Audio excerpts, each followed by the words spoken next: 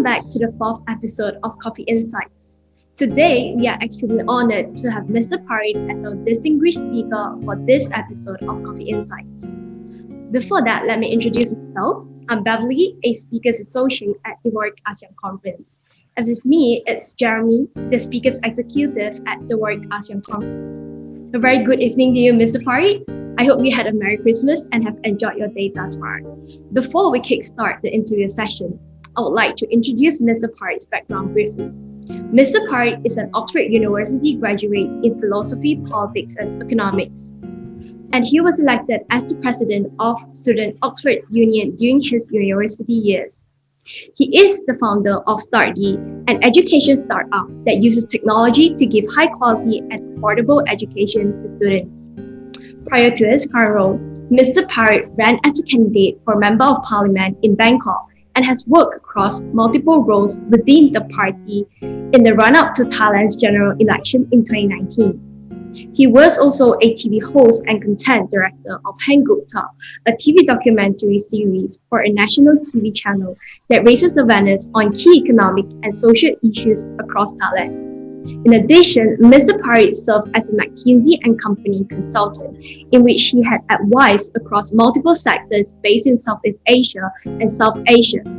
Today, Mr. Parit will be touching upon ASEAN-related issues like education in the pandemic and post-pandemic world, social inequalities within the COVID response and recovery, and the promotion of democracy and human rights. Without further ado, I shall begin with the first question. So my first question would be, with the COVID-19 pandemic hitting hard across the world, one of the sectors that was first to be disrupted was education. With this, schools and universities have been adopting online learning as an alternative. Do you think that online learning will be the new norm even in the post-COVID world where human activities are back to normal? If so, how ASEAN countries, especially LEDCs that have low literacy rate and limited resources, can adapt to the new technological era? Yeah, I think that's a very good question in terms of the impact that COVID has had on education and the fast growth of online learning. So I think let me separate my answer into the short term and the long term. The short term being when COVID is still with us, I think, which is slightly different situation for different countries, and in the long term for when we are looking beyond COVID at a new normal world. I think in the short term, the impact that COVID has had on education has been quite damaging. For at least students across primary and secondary schools, one of the biggest effect is that a lot of schools had to be closed down to prevent kind of the spread of the virus.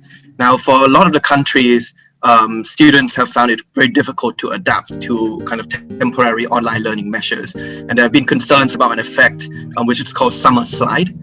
It's basically an effect whereby if students are separated from learning for too long. So for example, let's say if their kind of summer holidays were extended and they were not able to access learning content for too long, it can actually dampen and slow down the growth rate of their learning capabilities. A lot of research has been done into this in the past whenever there were kind of natural crises that were in place. I think one example from the US is that when kind of different hurricanes came in and led to schools being temporarily closed, what they saw was that kind of students being away from schools for just 6 weeks, which might seem short to most of us, actually can lead to them falling behind in terms of their learning curve and their learning capabilities to the equivalent of half an academic year. Right? So I think that was a concern that a lot of countries had when COVID came in and a lot of schools had to be closed down. In Thailand, it was quite a similar situation because COVID came during the long holidays. So what the Thai government decided to do was to delay the opening of the new academic year by 6 weeks, which I think to most normal people might see it as a very short amount of weeks or a very short amount of time. But I think a lot of kind of education academics were quite worried about this summer slide effect.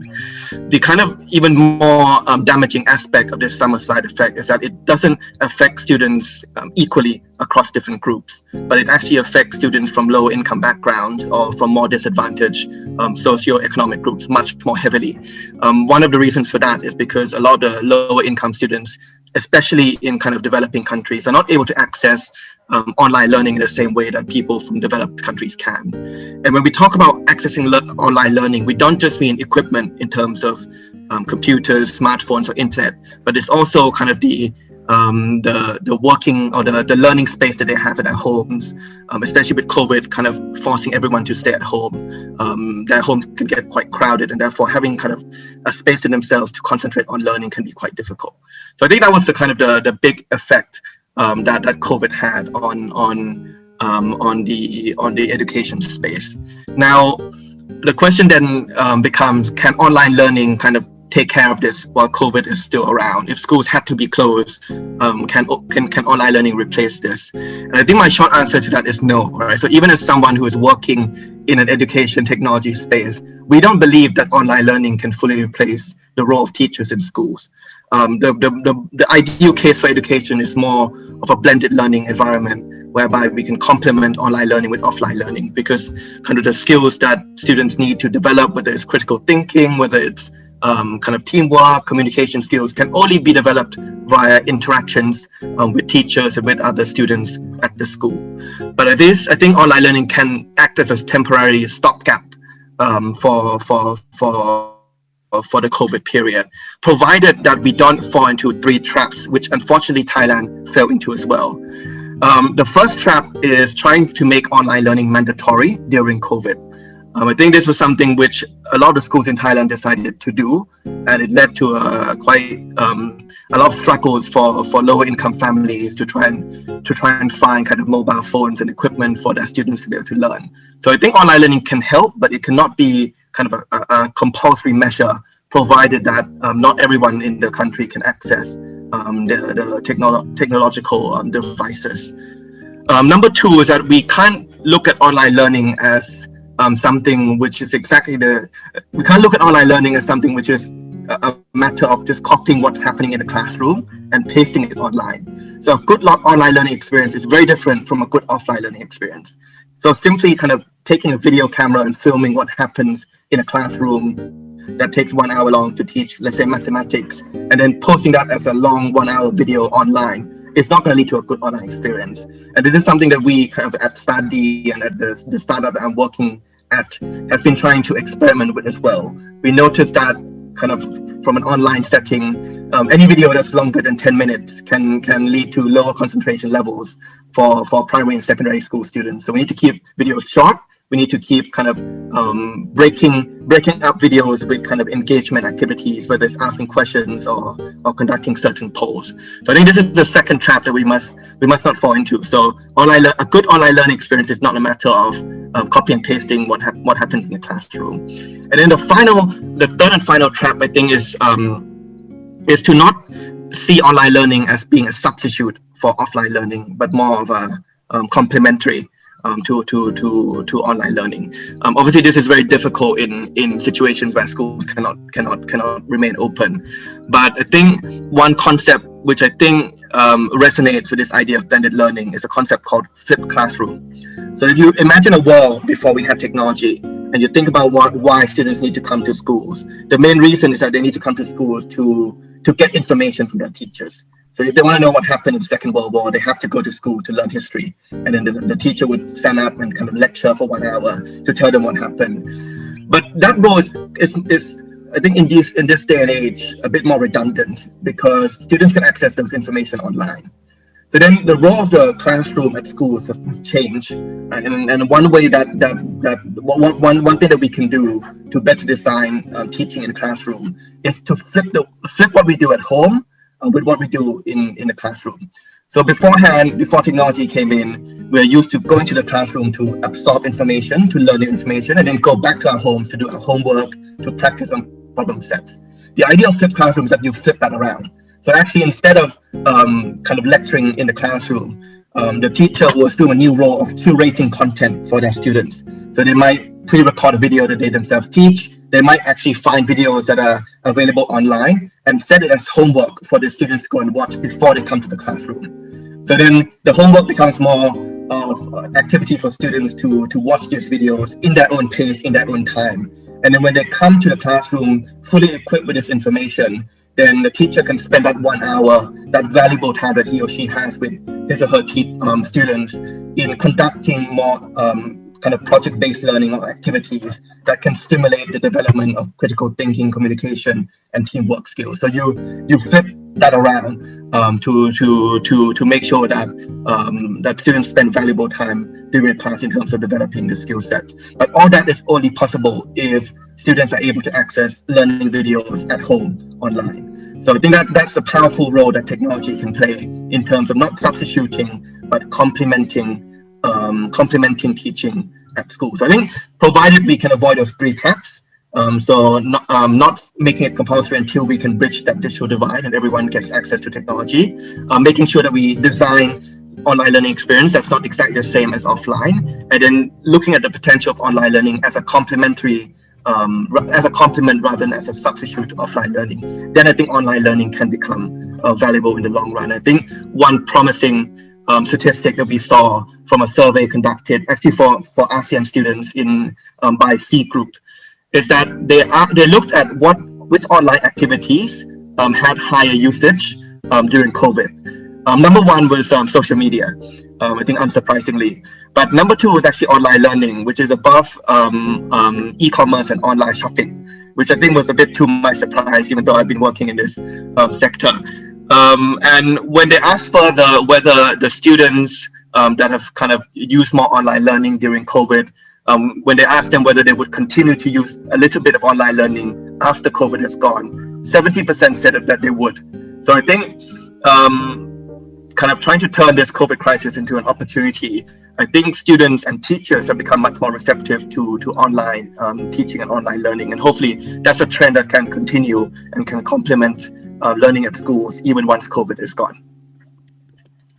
Yeah, I do agree with you, Mr. Parit. And I just want to ask, so how the LEDCs government can make internet accessible when they have basic problems like food insecurity issues?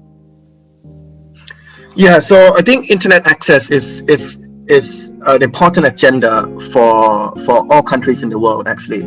I think when we talk about access to internet, if you talk about this 10 years ago, we would say that having access to internet is a privilege. Right? I think now it's becoming more important that being able to access internet is seen as a right. Right? And I think governments around the world need to try and figure out how they're going to make sure that kind of almost 100% of the population can access internet. Because if you think about the value of internet, right, and I think during COVID this became even more apparent, it plays a very important role in terms of improving the quality of life. So much so that you could say that when COVID basically shut down all offline activities, the quality of life of people who were able to access the internet and use online activities was much higher than people who were not able to access the online world. And this digital divide is only going to increase if we don't quickly kind of put our efforts to make sure that everyone can access kind of basic technology and affordable internet. And the value of internet, I think it spans across multiple sectors. I mean, number 1 is on online learning, right? Because if you look at a future world where learning becomes important, not just for students or for children, but also for adults to upskill and learn new skills that can sustain or enable them to find a job for their entire working life, then having access to the internet to access kind of learning content is going to be very important. There was actually one state in India, I think, where the court has come out to rule that if the government is going to say that people have a right to education, no one can have a right to education unless they also have a right to internet. So I think that was a landmark decision of a state in India that came out to support the importance of having a right to internet. But it's not just in the realms of education, right? But having a right to internet or having access to internet also means being able to access health information, which is very important in times of COVID, or being able to access information on crop prices, which is very important for agricultural workers, especially, I mean, in Thailand and any kind of agriculture-based countries.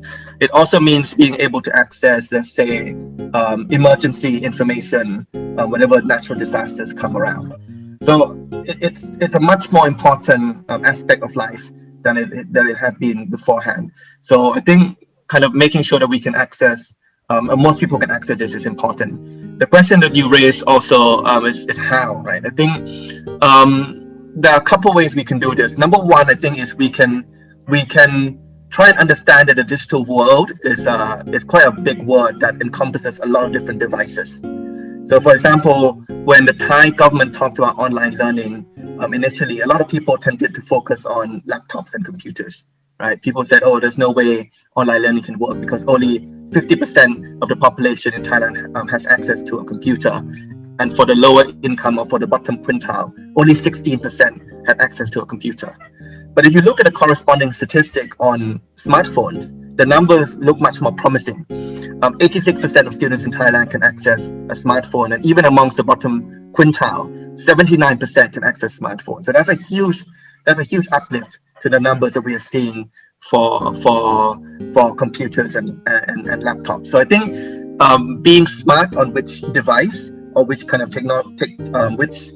technological hardware we prioritize on is important, and then making sure that we have a good enough set of infrastructure for internet to be able to access remote areas, or at least at community centers in remote areas, is important.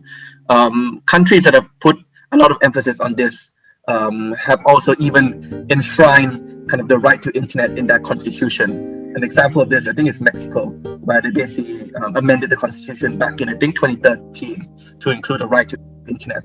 That led to basically more impetus for governments to come in and lay out the foundations of making sure that all Mexicans can access affordable internet.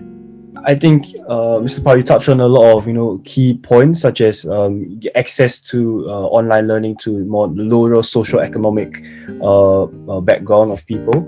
But particularly in Thailand, I'm just curious to understand, given there's this rise in online learning and the use of smartphone devices, how about the rise of the needed infrastructure to facilitate this change? Because obviously, if a lot of these students come from a lower socioeconomic background, their regions would tend to be less developed. For example, in the countryside, as opposed to a city like Bangkok, where there's definitely better infrastructure.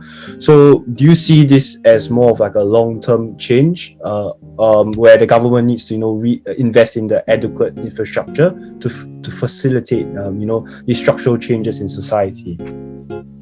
Yes, I think it's not going to be able to happen overnight, but it's something that needs to start from today. I mean, if I were to talk about Thailand kind of more specifically on your question, I think there are two things that we can do, or the government can do. I think number one is, as you rightly said, trying to build up the infrastructure to make sure that even children or people in remote areas can access the internet, right? And I think one of the more promising statistics that we at least saw published by the Ministry of Education in Thailand, but when I checked on the ground, it still remains to be seen how accurate it is that there are only 200 schools now, out of kind of, I think, 30 or 40,000 schools in Thailand that don't have access to internet. So provided we can make sure that kind of these institutions or these schools or community centers can act as kind of a hub for those kind of rural villages or local communities to be able to access internet. And I think that's a promising sign that even though internet may not yet be able to reach all households, at least there are convenient places within the communities that people can go to access internet.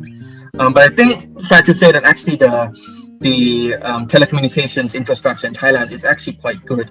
If you look at the three major telecom providers in Thailand and compare kind of the internet reach, the internet speed, the reliability with kind of leading global players, we're actually doing quite well. So I think that's one thing that we can push ahead. But the second thing that the government needs to do, and this is a problem particularly in Thailand, I don't know if it's the case with other developing countries, is decentralization of power. Because if you look at the economic structure or the GDP structure of Thailand, I think we are probably doing worse in terms of having our GDP being very concentrated in one city.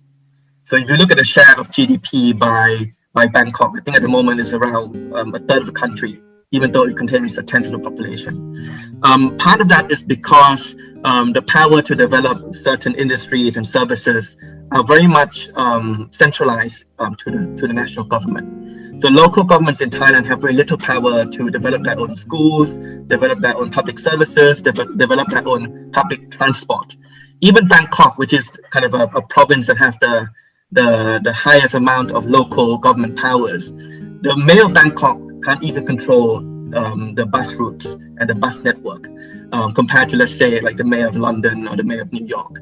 So I think one way to make sure that we can diversify economic prosperity to kind of the more rural areas of the country is to decentralize power, allow local governments to have more say in how they run their provinces, give them more budget to work with. And I think hopefully then it will turn Thailand less of a unipolar structure, but more of a multipolar structure where we are seeing a lot of urban centers being being created, a lot of new cities being developed across all parts of the country. And I think that's one way where then not everything is going to be too concentrated in Bangkok or the kind of the major urban areas. Another question for you, Mr. Parit. Millions of workers and school children were forced to work and study remotely due to the lockdowns and social distancing rules and the COVID-19 role. As you have mentioned just now, a significant portion of the population in ASEAN has no access to internet, or even if they do, they may have difficulty understanding and using technology. And for them, working remotely or education is little more than a fantasy. The educated and higher income group are far more likely to work from home, and so they will continue to receive higher income or even higher as the demand for tech-savvy and skilled labor has increased amidst the pandemic. At the meantime, those who are unable to work from home due to the nature of their jobs or due to the digital divide are being left behind and find themselves being caught in the poverty trap and worsening the already existed inequality issues among ASEAN nations. So in your opinion, how will these families with low income able to escape the said poverty trap, and what policy do you think the ASEAN government should implement to tackle the inequalities issue? Yeah, so I think the way that governments handle this COVID crisis it has to be a balancing act between health objectives and economic objectives, right? I think this is a trap that I think perhaps Thailand fell into a little bit, I have to say, during the first wave, in the sense that we actually did very well in terms of containing new infections. Right? I think all credit goes to kind of the medical team in Thailand as well for making us one of the best countries at kind of suppressing the rate of new infections, in the sense that we were operating with almost zero new infections for several months.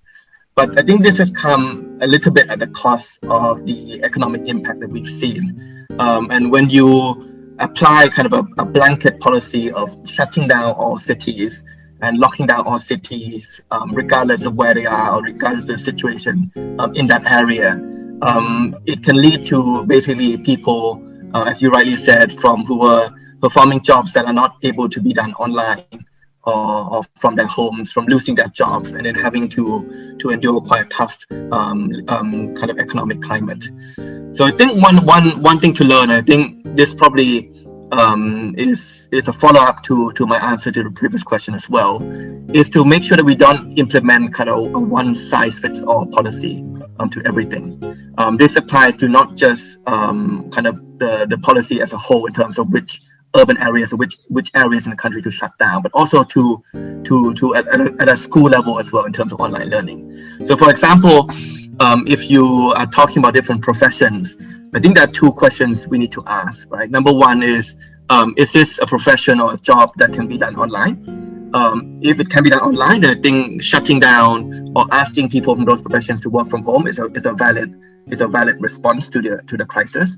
But if it's not something that can be done online, for example, construction workers is an example of a work that cannot be done online, then the question becomes, how risky is it for that work to be continued in spite of COVID? Because if the work can continue while kind of maintaining safe social distancing, then I think those professions can be allowed to continue without being locked down. So I think kind of varying your policies based on each profession is important, and similarly varying your policies based on the geographical area as well, because it may be the case that in some countries the spread of the virus is more concentrated, or is worse in certain areas than in others. And I think then looping back to education, right?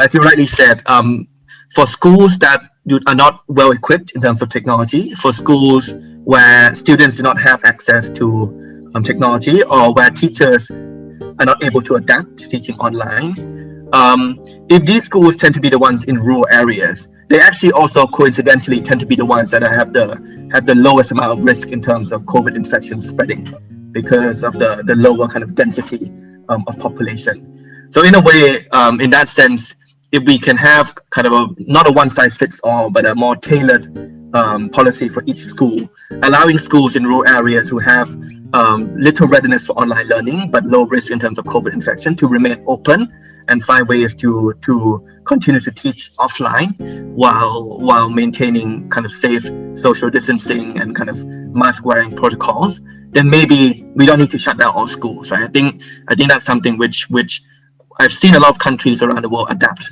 in that regard. I think that's a positive sign to say that actually we don't need the same exact policy for each school, for each geographical area, to make sure that we are balancing ourselves well between containing the health crisis and making sure that our economy is not too impacted.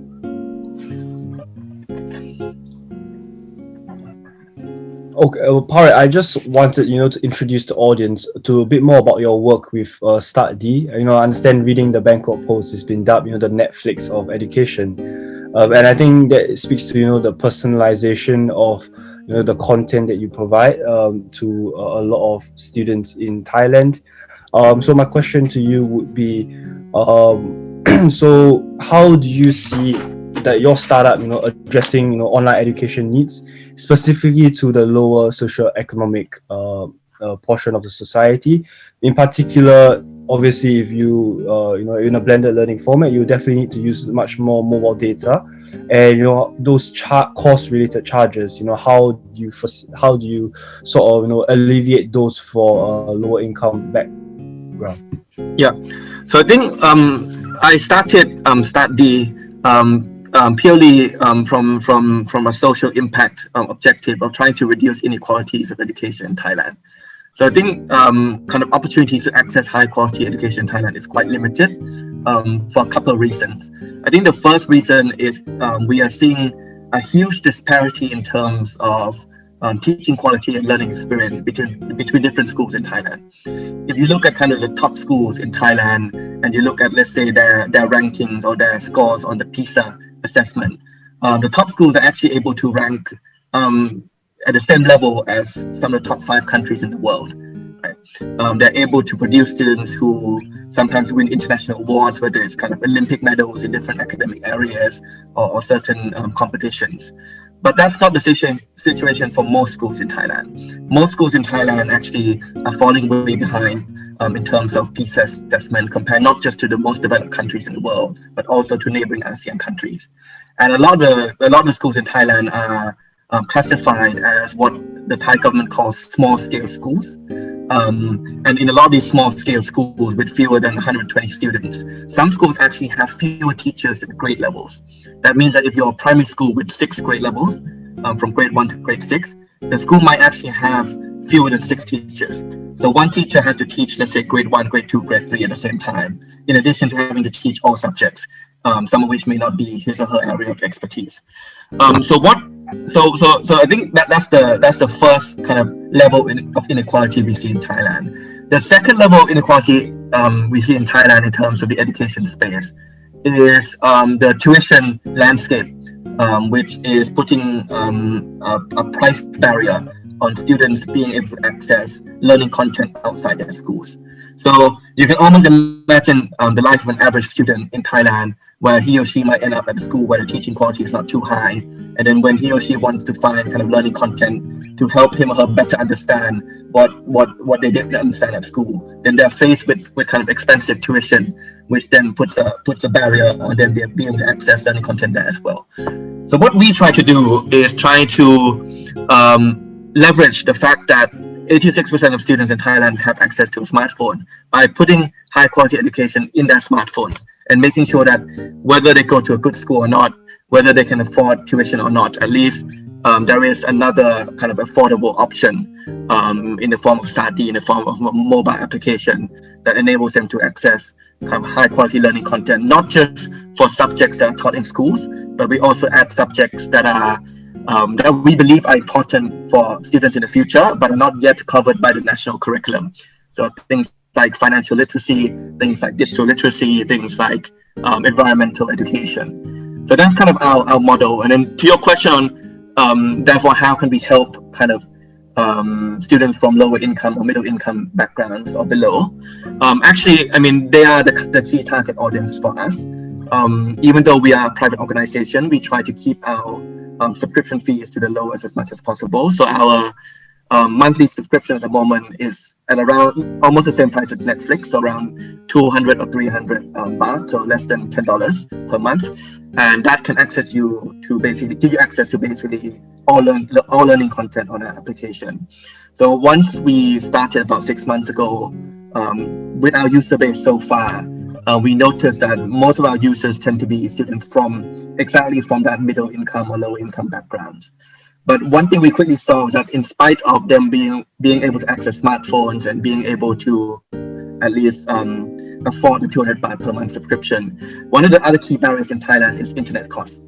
So what we did was we started partnering with basically the largest internet provider, mobile internet provider in Thailand, to make sure that while using their SIM cards, they can basically learn Startdee without paying for data costs. So that's some of the small things that we're trying to do. And we've seen also some corporates around Thailand kind of coming in subsidizing subscriptions for the lowest income students as well, where 200 baht per month in terms of subscription fee is still too high. So we're getting there slowly to try and help the students. Great. And what are the long-term objectives of Startdee? Do you have a specific number of students in the population you're targeting? And do you think you're able to further scale up your business?